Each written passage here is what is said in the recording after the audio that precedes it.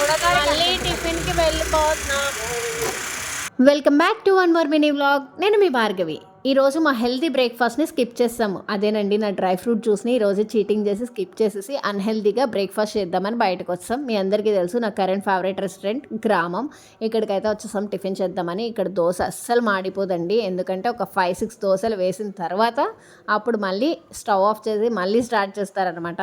తేజుకైతే చాలా చాలా చాలా ఫేవరెట్ ఏంటంటే కారం గీ ఇడ్లీ. ఎన్ని తిన్నా బోర్ కొట్టదు దానికి. నాకైతే ఇడ్లీ అన్న గీ అన్న అస్సలు నచ్చదు. నాకు ఆల్వేస్ ఫేవరెట్ దోశ. ఎప్పుడు దోశ తింటూనే ఉంటాను, దట్టు ప్లెయిన్ దోశ మాత్రమే తింటాను. దానికి నా దోశలో షేరింగ్ ఇచ్చారనమాట. షేరింగ్ ఈస్ కేరింగ్ తేజు అని చెప్పి. దోశ ఇడ్లీ తిన్నాక ఫుల్ హెవీ అయిపోయింది. అయినా కూడా సింగిల్ పూరి ఆర్డర్ చేసి మళ్ళీ అది కూడా దానికి తినిపించాను. ఎందుకంటే ఆ పూరి ఫుల్గా నేను తినేస్తే నాకు హెవీ అయిపోతుంది కాబట్టి మొత్తానికి దానికి కూడా తోస్తాను కొంచెం. ఇది మరి మా టిఫిన్ సెక్షన్. మీరు టిఫిన్స్ చేశారా? Thanks for watching. మరొక మంచి వీడియోతో మళ్ళీ కలుద్దాం.